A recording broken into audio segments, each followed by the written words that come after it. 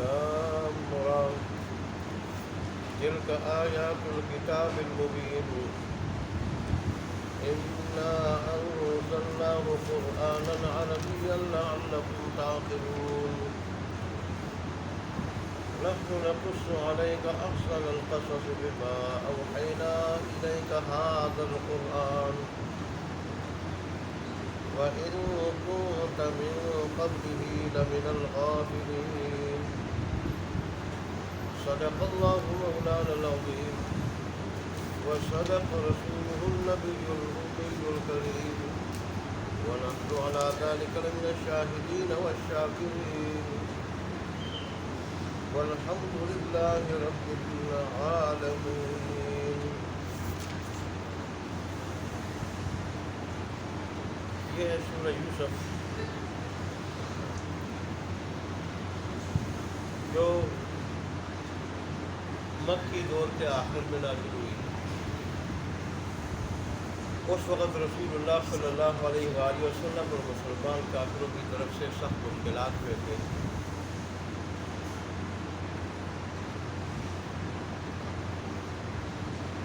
اور ظاہر ہے اس کو سورہ یوسف اس لیے کہا جاتا ہے کہ اس پوری کی پوری صورت میں حضرت یوسف علیہ السلام کے واقعے کا ذکر ہے. قرآن میں 2 صورتیں ایسی ہیں کہ جن میں اللہ نے صرف ایک ہی نبی اور رسول کا پورا واقعہ ذکر فرمایا ہے. ایک یہ سورہ یوسف اور ایک سورہ نوح. اس میں نوح علیہ السلام کا مکمل واقعہ ہے اور اس میں حضرت یوسف علیہ السلام.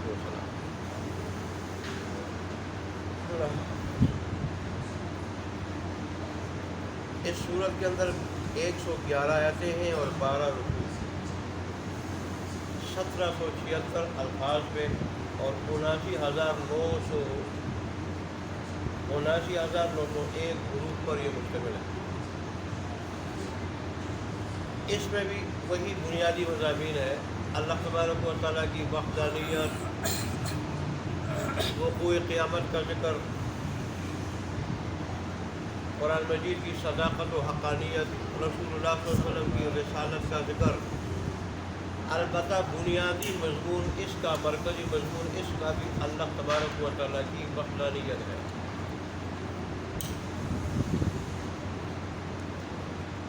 اس صورت میں اللہ تبارک و تعالیٰ نے قیامت تک آنے والے لوگوں کو کئی اسباق دیے ہیں.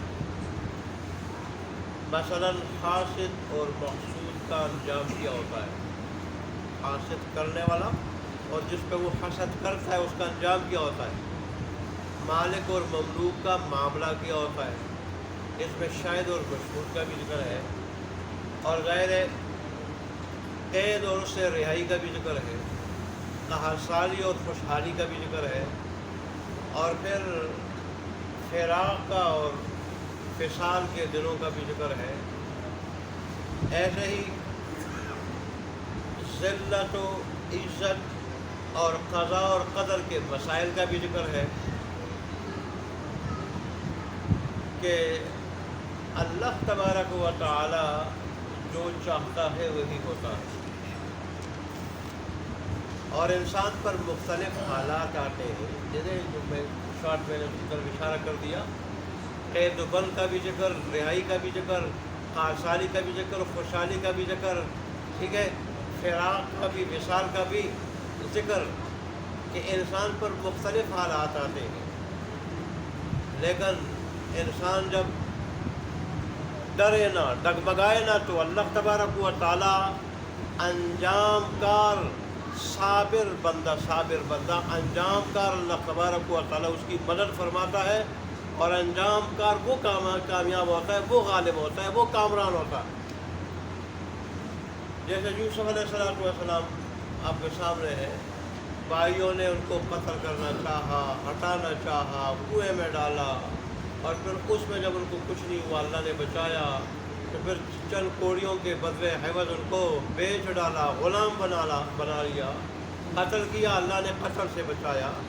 کنویں کے اندر اللہ تبارک و تعالیٰ نے انار کا درخت اگایا اور اللہ تبارک و تعالیٰ نے کنویں کے اندر ایسے پتھر پہ اس کو فرشتے کے ذریعے بٹھایا، وہاں انار کا پھل جو مرغوب پھل ہے وہ پھل وہ کھاتے رہے، لیکن بھائیوں نے سے جب وہ برداشت نہ ہو سکا اور پھر دیکھنے گئے کہ کیا حال ہے، پتہ چلا کہ وہ تو صحیح سالم ہے، تو پھر قافلے والوں کے ہاتھ بیچ ڈالا، غلام بنا لیا، اللہ تبارک و تعالیٰ نے وزیر اعظم بنا دیا، اللہ تبارک و تعالیٰ نے وزیر اعظم بنایا، بلکہ بادشاہ بنا دیا، جو بادشاہ تھا برائے نام رہا، بادشاہ بنا دیا اللہ تبارک و تعالیٰ نے۔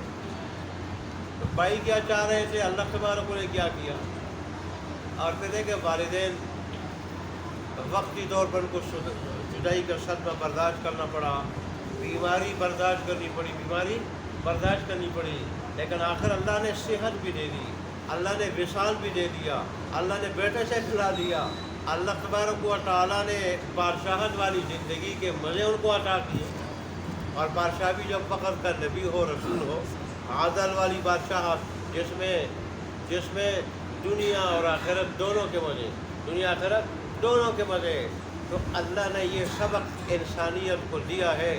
ایک تو انسان کسی حال پہ نہیں، یہ دنیا جگہ ایسی ہے، لیکن وقتی طور پر اگر مشکلات آ جائے تو انسان ایمان والے کو ڈرنا نہیں چاہیے، صبر سے کام لینا چاہیے۔ صبر سے جب کام لیتا ہے ایمان والا، اللہ کامیابی کو اس کے قدموں میں ڈال لیتا ہے، اللہ اس کے حاسدین اور اس کو نقصان پہنچانے والوں کو ناکام بنا دیتا ہے، اور اللہ تبارک و تعالیٰ اس کو غالب و کامران بنا دیتا۔ مفسرین نے لکھا ہے کہ بات تو یوسف علیہ السلام بھائیوں کی ہو رہی، لیکن اللہ تبارک و تعالیٰ رسول اللہ صلی اللہ علیہ وسلم کے روشن مستقبل کی طرف اشارہ فرما رہے ہیں کہ میرے حبیب یوسف علیہ السلام کے واقعہ کو دیکھ لیں، بھائی کیا کرنا چاہ رہے تھے، بڑے تھے، غالب تھے، زوراور تھے، وہ چھوٹے تھے، مغلوب تھے، انہوں نے کیا کچھ نہیں کیا، اللہ نے کیا مقام لیا۔ ایسے ہی آپ کے مخالفین بھی اب ان کو غلبہ ہے، وہ طاقت والے ہیں، وہ آپ کو مٹانا چاہتے ہیں، ایک دن ایسا آئے گا یہ خود مٹ جائیں گے، جیسے بھائی ناکام ہوئے اور یوسف علیہ السلام کے وہی ان کے آگے جا کے پھر ان کو معذرت کرنی پڑی، ایسے یہ بھی ناکام ہوں گے، مٹ جائیں گے، آپ کو اللہ تبارک و تعالیٰ غلبہ عطا کرے گا۔ پھر ایسا ہو کر رہا کہ رسول اللہ صلی اللہ علیہ وسلم کو اللہ نے خلافت کی نعمت عطا فرمائی، خلافت کی نعمت عطا فرمائی۔ تو اس میں رسول اللہ صلی اللہ علیہ وسلم کے ماننے والوں کے مستقبل روشن کی طرف کیا ہے، اشارہ ہے، اور اللہ نے سبق دیا ہے قیامت تک آنے والی، اگرچہ خطاب رسول اللہ صلی اللہ علیہ وسلم کو ہے، اشارہ ان کو اللہ تبارک و فرما رہے، قیامت تک آنے والی انسانیت کو کیا ہے، اس کے لیے درس عبرت ہے، حاسدین کے لیے بھی، محسودین کے لیے بھی، تنگ دستوں کے لیے بھی، اور راحت کے زندگی گزارنے والوں کے لیے بھی، سب کے لیے، یہ اللہ تبارک و تعالیٰ کے دین کو مٹانے والوں کے لیے بھی اور دین پہ چلنے والوں کے لیے بھی سبق ہے کہ جو بھی اللہ تبارک و تعالیٰ کے دین کی رہے گا، وقتی مشکلات سے نہیں ڈرے گا، برداشت کرے گا، تو آخر کر اللہ تبارک و تعالیٰ ایسے صابرین کی مدد کر کے ان کو غالب اور کامران بنائے گا، اللہ کی نصرت ان کے ساتھ ہوگی، وہ غالب ہو کر رہیں گے، کامیاب رہیں گے دنیا آخرت دونوں میں، اور جو حاسدین ہوں گے، مخالفین ہوں گے، ناکام ہو جائیں گے۔ آج انسان کا سارا یقین اسباب پہ، حالانکہ اللہ کا حکم یہ کہ اسباب اختیار کرو، دار الاسباب ہے، وہ اسباب کرو، اللہ کے انبیاء نے اسباب اختیار کیے ہیں، اللہ کے آخری نبی نے اسباب اختیار کیے ہیں، لیکن نظر اللہ کی ذات پہ ہو، نظر اسباب پہ نہ ہو، نظر اسباب پہ ہوگی تو اسباب کیا، پھر کیا ہو جاؤ گے، ناکام ہو جاؤ گے۔ دیکھیں غزوہ بدر زندہ مثال ہے، غزوہ بدر کو دیکھ لیں، غزوہ حنین کو دیکھ لیں۔ غزوہ بدر میں مسلمانوں کا کیا حال تھا، کیا طاقت تھی، افرادی قوت کیا تھی، اور دوسری جو ہے وہ اسباب کے لحاظ سے کیا طاقت تھی، وہاں اللہ نے کیا مسلمانوں کو کیا کیسے مدد کی، اور پھر غزوہ حنین میں افراد کے اعتبار سے بھی کثیر تھے، اسلحے کے اعتبار سے بھی بہت زیادہ تھے، لیکن جب ان کی نظر کثرت پہ گئی، اللہ نے کثرت کے شکر کیا۔ اس لیے ایمان والے کو چاہیے کہ اسباب تو اختیار کرے، لیکن نظر اللہ کی ذات پہ رکھے، اسباب پہ نہ رکھے۔ آج جو دوست ہے کوئی گارنٹی نہیں کل دشمن بن جائے، آج جو موافق ہے کل مخالف بن جائے، آج مخالف ہے کل موافق بن جائے، آج دشمن ہے کل دوست بن جائے۔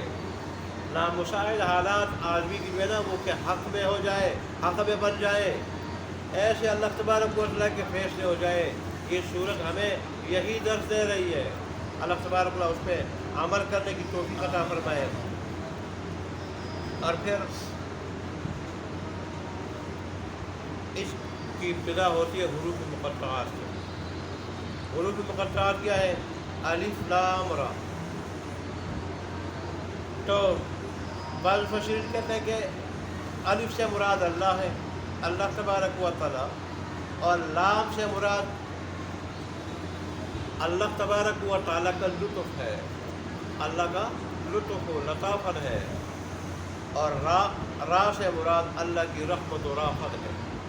اور اللہ تبارک و تعالیٰ اس کے ذریعے کس طرف اشارہ کرنا چاہتا ہے کہ جس نے بھی میرے لطف و کرم کو اور رحمت و رافت کے مظاہر دیکھنے ہیں تو وہ اس صورت میں دیکھ لے، اس صورت میں دیکھ لے۔ میں نے حضرت یوسف علیہ السلام پہ اپنے لطف و کرم کے، رأفت و رحمت کے کیا مظاہر ظاہر کیے اور کیا مواقع ان کو عطا کیے۔ بات کہتے ہیں کہ الف سے مراد اعلیٰ ہے، لام سے مراد لواء جھنڈا ہے، اور را سے مراد رافت ہے۔ اور اللہ تبارک و تعالیٰ اس طرف اشارہ کرنا چاہتے ہیں کہ دیکھیں میں نے یوسف علیہ السلام کے ہاتھوں میں رافت و بلندی کا جھنڈا کس طرح تھما دیا، اگرچہ بھائی ان کو مٹانا چاہتے تھے، زہر کرنا چاہتے تھے، لیکن میں نے رافت و بلندی کا جھنڈا کیسے تھما دیا۔ تو اصل فیصلہ وہی ہوتا ہے جو میں چاہتا ہوں۔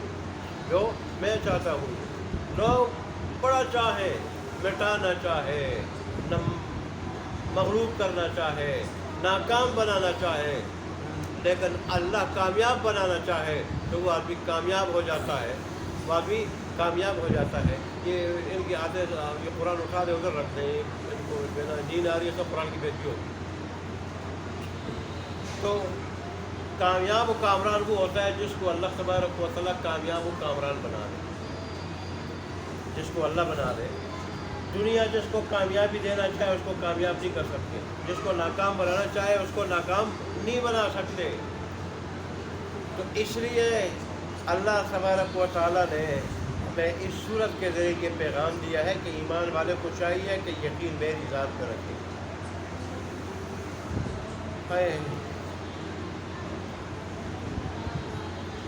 البتہ امام جلال الدین سیوطی رحمۃ اللہ علیہ نے یہ لکھا ہے کہ حروف مقطعات کے بارے میں اسلم راستہ یہی ہے کہ اللہ تبارک و تعالیٰ اس کی مراد کو بہتر جانتا ہے، اور اللہ کی جو بھی مراد ہے برحق ہے، اور ہمارا اس پہ کیا ہے؟ ایمان ہے۔ ہمارا اس پہ کیا ہے؟ ایمان ہے۔ جو چیز اللہ نے بتائی نہیں اس میں پریز نہیں کرنا چاہیے، اس میں آدمی پریز کرے، اس کے پیچھے لگ جائے کہ جب اس کا معنی معلوم نہیں، نزول کا فائدہ کیا وغیرہ، تو آدمی گمراہی میں جا پڑتا ہے۔ عمر فاروق نے ایک آدمی کو جلاوطن کیا تھا، منافق قسم کا آدمی تھا، جلاوطن کیا تھا، اس کا وظیفہ بن کیا تھا، اور اپنے پاس آ کے اس کو 3 درے کوڑے سخت زور سے مارے تھے۔ مجھے کہا آخر میرا قصور کیا ہے، مجھ سے کیا غلطی ہوئی، مجھے بتا رہے تاکہ میں اندر محتاط رہوں۔ اور نے کہا تو حروف مقطعات کے بارے میں بحث و مباحثہ کرتا ہے۔ اور دیکھیں اللہ نے خود فرمایا ہے کہ میں نے قرآن کو عربی زبان میں نازل کیا ہے تاکہ تم اس کو سمجھو، تو ظاہر ہے اس کے باوجود جو چیز اللہ نے ہمیں نہیں دی ہے تو اس کے پیچھے ہم کیوں لگے؟ اس طرح کرو گے تو گمراہ ہو جاؤ گے۔ اللہ حکیم ذات ہے، اس کے باوجود جو اس نے بعض چیزیں ایسے نازل کی ہیں کہ اس کی حقیقی مراد اللہ نے نہیں بتائی، ہمیں اس کے پیچھے پڑنا نہیں چاہیے۔ اللہ ان کے ذریعے امتحان لینا چاہتا ہے ہمارا۔ اچھا جی،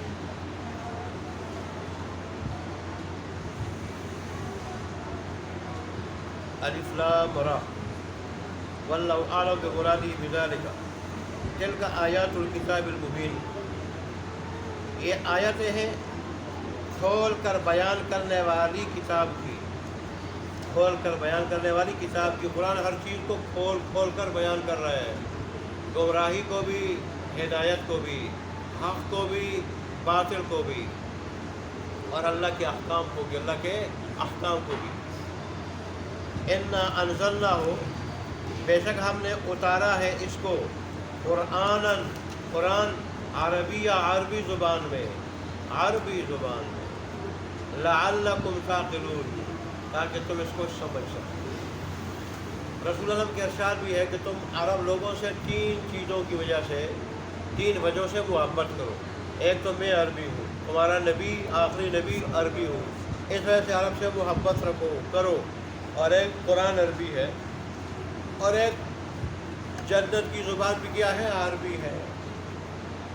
یہی وجہ علماء کہتے ہیں کہ اصل قرآن جو ہے وہ کیا ہے، قرآن کا متن وہ عربی میں ہے، قرآن کا متن کیا ہے، عربی میں ہے۔ اللہ خود فرما رہے کہ میں نے قرآن جو ہے وہ کیا کیا ہے، وہ قرآن کی ایک صفت بتائی کہ میں نے اس کو قرآن، عربی قرآن نازل کیا، عربی قرآن، اس کی صفت کے طور پر اللہ نے بیان کیا ہے۔ ٹھیک، اگر تو اس کا ترجمہ کرتے ہیں عربی زبان میں تاکہ تم اس کو سمجھ سکو، لیکن ہے کہ گویا اللہ نے صفت بنا کے کہ قرآن جو ہے وہ کیا ہے، یہ عربی ہے، تو قرآن کا متن عربی ہے۔ یہی وجہ ہے کہ جو آدمی بغیر قرآن کے متن کے نماز میں قرآن کا ترجمہ پڑھے گا، نماز نہیں ہوگی، اس کی نماز نہیں ہوگی۔ لیکن جو قرآن نہیں پڑھا، اور اللہ نے حکم دیا ہے کہ تم قرآن میں فقرؤ ما تیسر من القرآن، تم قرآن میں جو بھی تمہیں میسر ہو تم قرآن پڑھا کرو۔ قرآن پڑھنے کا حکم ہے، ترجمہ قرآن نہیں، متن قرآن ہے، متن، کیونکہ اس کے الفاظ کے اپنے مفاہیم ہے، اپنے مطالب ہے، اپنے معانی ہے۔ ایک دوسرا، بغیر متن کے، عربی کے متن کے قرآن کا ترجمہ چھاپنا حرام ہے، ناجائز ہے۔ ایک مرتبہ غالباً چراغ کمپنی نے، بعض مفسرین نے یہ بات لکھی ہے، جو تفسیر رسول اللہ نے لکھی ہے، انہوں نے کہ چراغ کمپنی، تو شاید اس وقت پاکستان ہندوستان ایک تھا، اس وقت کی بات تھی، اس نے قرآن مجید کا ترجمہ، صرف ترجمہ بغیر متن کے، بغیر عربی کے چھاپا تھا، اور پھر جب چھاپا اور شائع کیا تو مفتی کفایت اللہ، مفتی اعظم ہند اور امام اعظم ابو حنیفہ ثانی کہلاتے ہیں، انہوں نے اس وقت اس کی حرمت کا فتویٰ دیا تھا کہ اس طرح بغیر متن کے ترجمہ چھاپنا حرام ہے۔ اس کی وجہ یہ ہے کہ لوگوں کے مختلف نظریات ہیں، خیالات ہیں، پھر ہر آدمی اپنے نظریے کے مطابق کیا کرے گا، قرآن مجید کا ترجمہ چھاپے گا، شائع کرے گا، اور یہ پھر مختلف گمراہ قسم کے لوگوں کو، جیسے عبداللہ چکرواری منکرین حدیث میں سے ہے، اور ایسے ہے جو ہے نا مرزا قادیانی، اور ایسے اور بھی پرویزی وغیرہ، وہ پھر اپنے اپنے نظریات، جیسے انہوں نے کیا بھی ایسا کہ قرآن کے ترجمے کی آڑ میں انہوں نے اپنے نظریات پہ لائے ہیں، نظریات، اور بھی بعض گمراہ قسم کے لوگوں نے اپنے نظریات پہ لائے ہیں، تو ہر آدمی اپنے نظریے کو اس ترجمے کے آڑ میں پھیلائے گا، اور اس طرح ایک وقت آئے گا کہ پھر جو ہے وہ کیا، جیسے انجیل، ایک انجیل سے 120 انجیلیں بن گئی، اس طرح قرآن مجید ایک قرآن سے مختلف قرآن بن جائیں گے۔ وہاں بھی ایسا ہوا کہ اصل جو متن تھا انجیل میں، وہ لوگوں نے غائب کر دیا کہ یہ سمجھ میں آنے والا نہیں، سمجھ میں آنے والا نہیں، عام عوام تو ترجمے کو ہی سمجھ سکتی ہے، لہٰذا انہوں نے کیا کیا، ترجمے کیے، وہ پھر انجیل، ایک انجیل سے 120 انجیلیں بن گئی۔ قرآن کا بھی پھر یہی حشر ہوگا، متن سامنے نہیں ہوگا، پھر غلطیوں کا کیا پتہ چلے گا، صحیح ہونے کا، صحت کا کیا پتہ چلے گا کہ صحیح قرآن کون سا ہے، غلط قرآن کون سا ہے۔ اس لیے علماء نے یہ فتویٰ دیا ہے اور اس آیت سے استدلال کیا ہے کہ قرآن مجید کا بغیر متن کے ترجمہ چھاپنا یہ حرام ہے، ناجائز ہے، اور بغیر قرآن کے عربی متن کے نماز میں پڑھنا اسے نماز نہیں ہوگی۔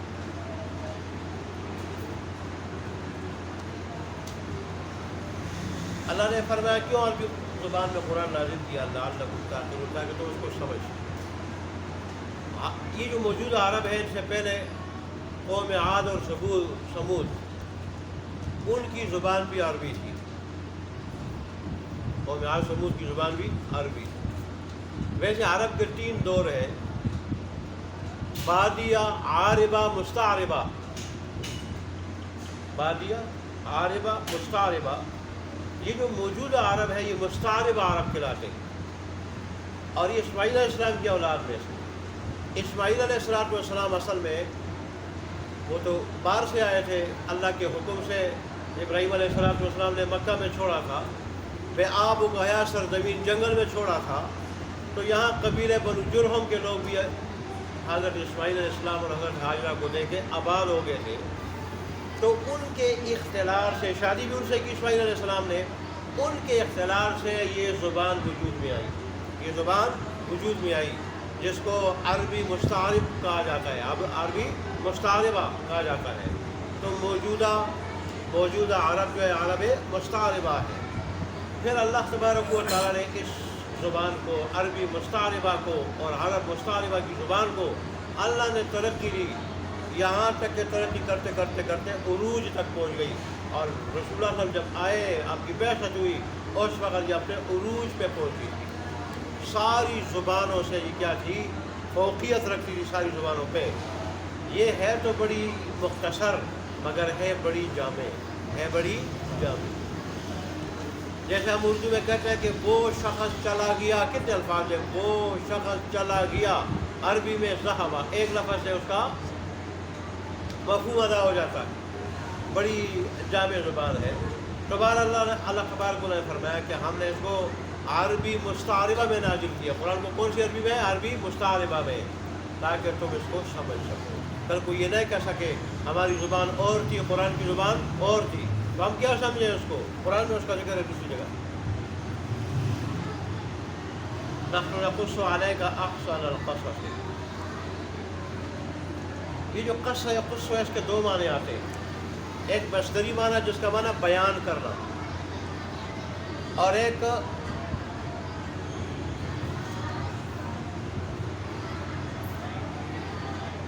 قصص کہا جاتا ہے قصے کو بھی، واقعہ کو،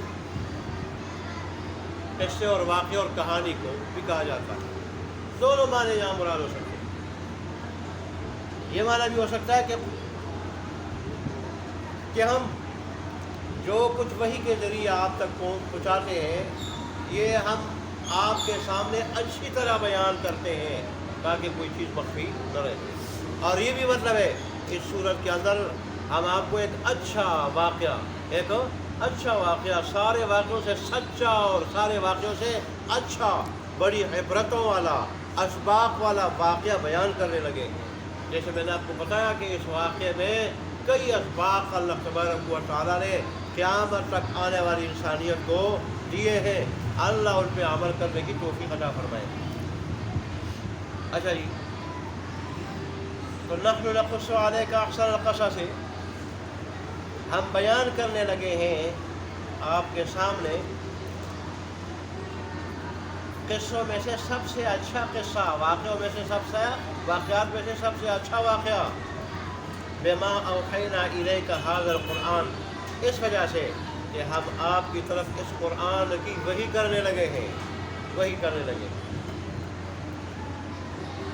ٹھیک۔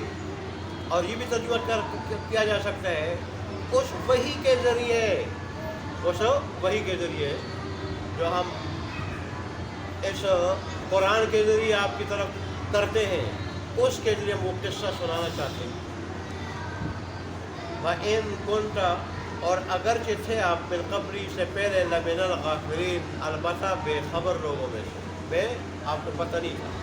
وحی کے ذریعے ہم آپ کو بتا رہے ہیں، بڑا اچھا واقعہ بتا رہے ہیں، بڑا اچھا قصہ بتا رہے ہیں۔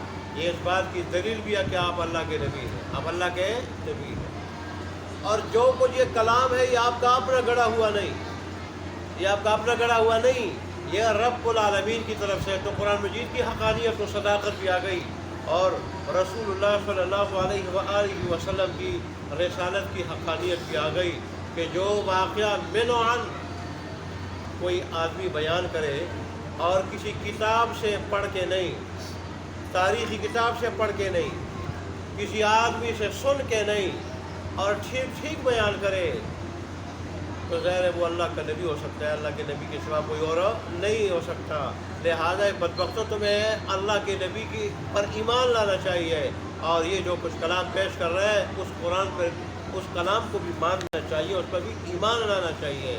اللہ تبارک و تعالیٰ عمل کر دیکھو۔